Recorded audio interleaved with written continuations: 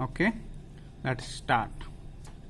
Input capacitance is the capacitance between input terminal of Opamp and ground when other terminal is grounded. So I have talked about both of the terminal. One terminal is input terminal and other terminal is ground, between which we will measure the input capacitance. Other terminal is grounded, means you are measuring the input capacitance between one input terminal and the ground. So at this time other terminal should be grounded. So the value for the IC 741, the typical value is 3 picofarad. Its value is 3 picofarad. This is important. This is very small value. Ideal value is 0 picofarad. Ideally there should not be any capacitance in the input. So this is how input capacitance is defined. Next parameter is output capacitance. Output capacitance is the capacitance between the output terminal of Opamp and ground when other terminal is grounded. That means if you have an Opamp, then you have to measure the output capacitance between output terminal of Opamp and ground. Okay. Next parameter of operational amplifier, next property of operational amplifier is operating bandwidth or frequency range of operation. This is the range of frequency in which operational amplifier provides optimum output. So this means at zero frequency also operational amplifier provides output, and when you go up increasing the frequency, then operational amplifier will provide certain gain, and at certain frequency, very high frequency, the output is attenuated because of the capacitance, high frequency capacitance effect or output capacitance effect. This gain start reducing at high frequencies. This range of frequencies is called operating bandwidth. So ideally this should be infinite. For the ideal amplifier, bandwidth should be infinite, and for the practical operational amplifier, the bandwidth is 1 megahertz. Okay, so if you go up for the here you can see that when we increase the bandwidth, then the gain of the Opamp reduces. One parameter is also called gain bandwidth product. If you multiply gain with the bandwidth, then it remains constant. So gain bandwidth product is one property of Opamp that remains constant throughout the all frequencies. Okay. Next parameter of consideration is input bias current. Input bias current is the current when that flows even when there is no input to the operational amplifier. So what is here written? Even if there is no input to the inverting and non-inverting terminals of Opamp, still there flows a current in the output of Opamp due to DC power supply. The average of these currents is called input bias current. It is important. The average value is important. We have to take the average value. The average value of these bias currents, IB1 and IB2 by 2, because these are two bias currents, so the average will be IB1 plus IB2 divided by 2. How these currents flow, where these currents flow? In this diagram you can see this diagram. This diagram you can see. In this diagram there are two currents. This one is IB1, which is flowing through the inverting terminal, and IB2 flowing through the non-inverting terminal of the operational amplifier. Then the average of these two, IB1 and IB2, is input bias current. Okay, these two currents are independent of each other. Ideally input bias current should be 0. Ideal value of input bias current should be 0, and the typical value or practical value of input bias current is 100 nanoampere. Okay, This is what the operational amplifier input bias current. Next property of operational amplifier that we are going to discuss is input offset current. Offset means something additional applied to in a circuit. So the difference between two base current is known as input offset current. Okay. So the simple definition of input offset current is that the base currents IB1 and IB2, these two, the IB1 and IB2 are called base current. The average of these two is called input bias currents, and the difference of these two currents IB2 and IB1 is called input offset current. So this as IB1 should be 0 ideally and IB2 should be 0 ideally, therefore input offset current should also be 0 ideally. Practically, the typical value in IC 741, the typical value for input offset current is 10 nanoamperes. So it's important to note that the typical value for input offset current is 10 nanoampere.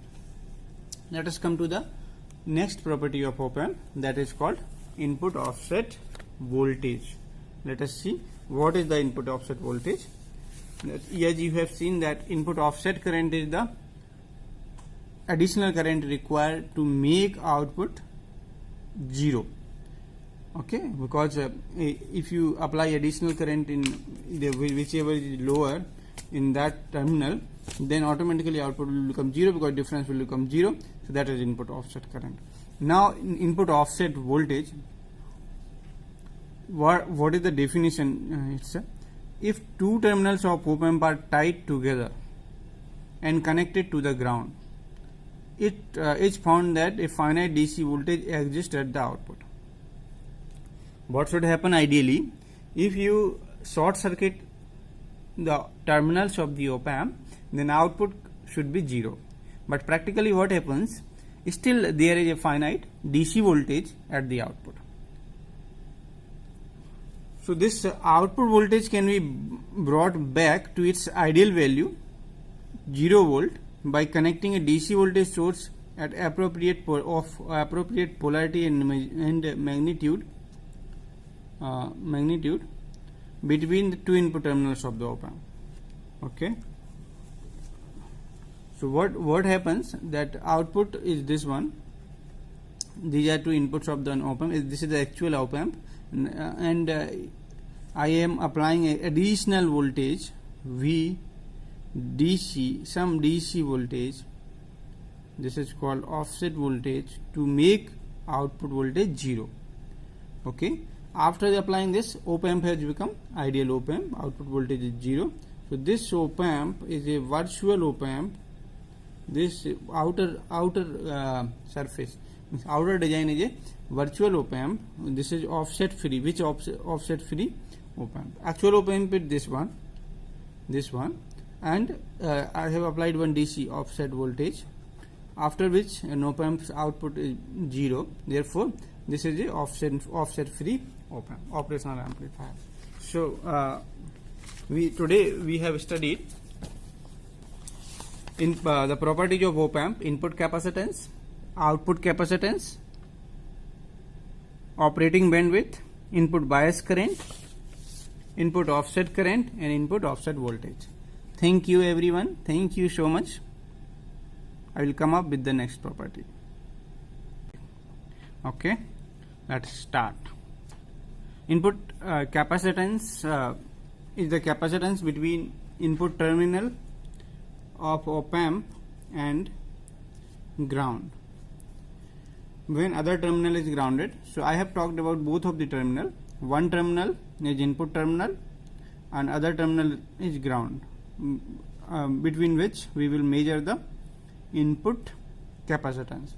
Other terminal is grounded, means you are measuring the input capacitance between one input terminal and the ground. So at this time other terminal should be grounded. So the value for the IC 741, the typical value is 3 picofarad. Its value is 3 picofarad. This is important. This is very small value. Ideal value is 0 picofarad. Ideally there should not be any capacitance. in the input. So this is how input capacitance is defined.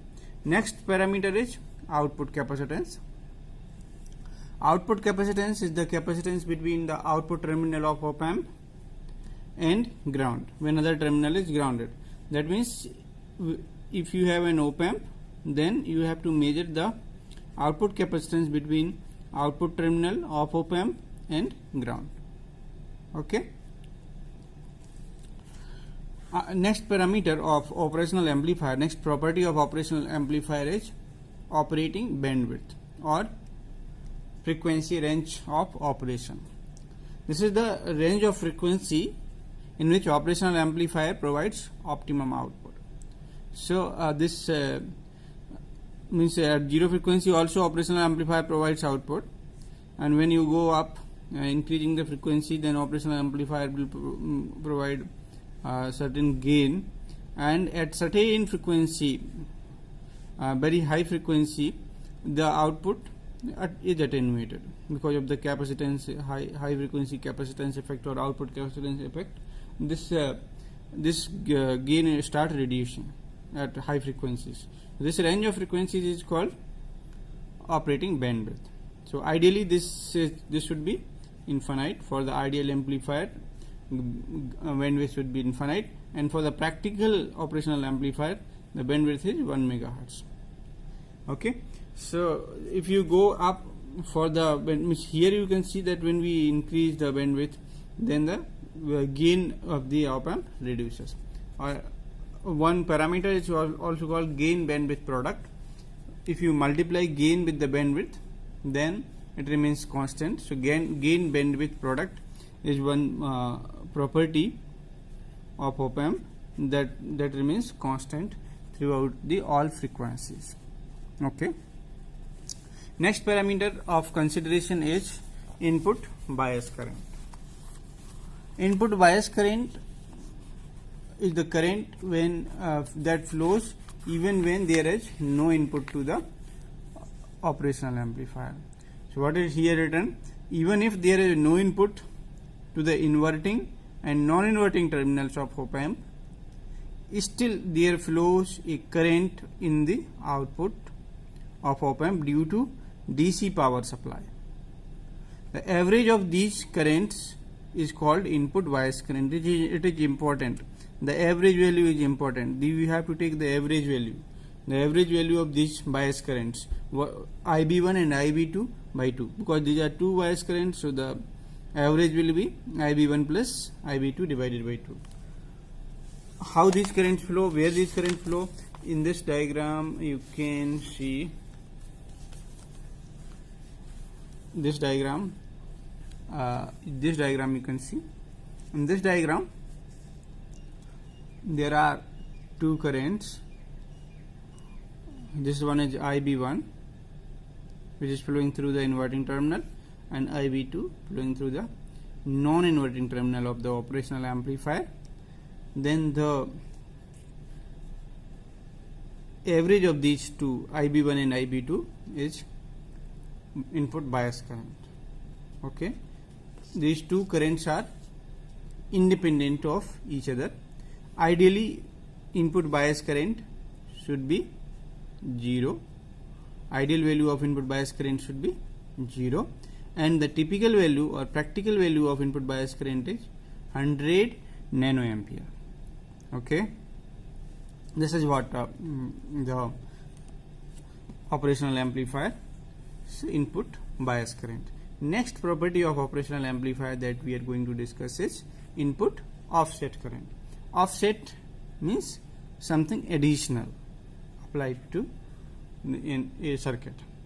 So the difference between two base current is known as input offset current. Okay.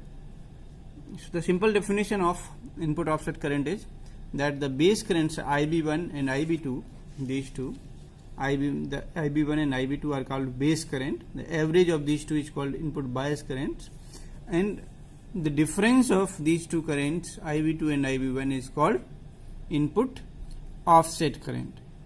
So this as IB1 should be 0 ideally and IB2 should be 0 ideally. Therefore, input offset current should also be 0 ideally.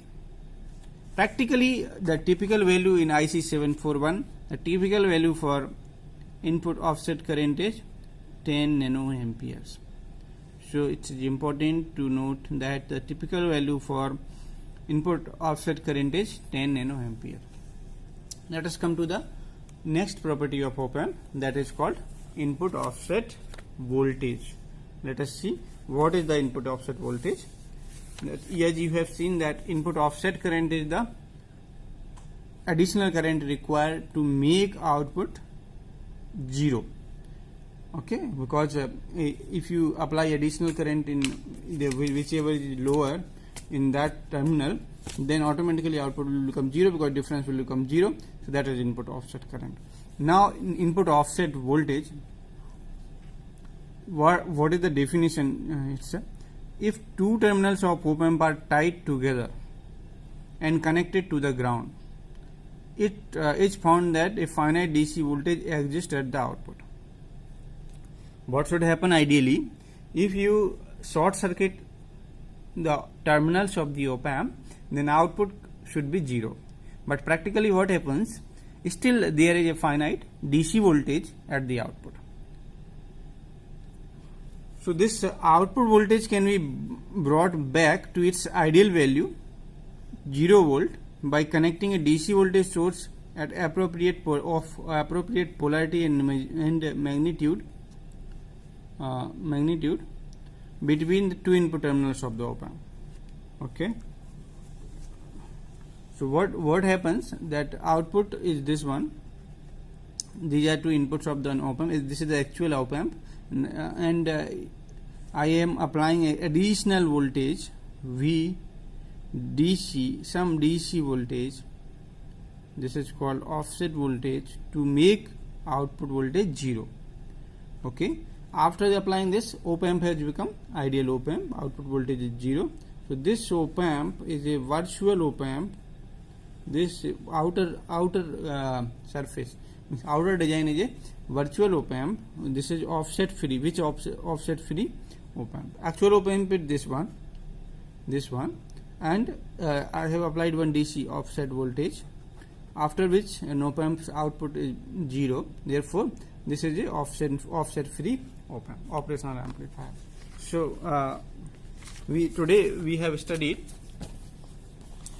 in the properties of op-amp: input capacitance, output capacitance, operating bandwidth, input bias current, input offset current, and input offset voltage.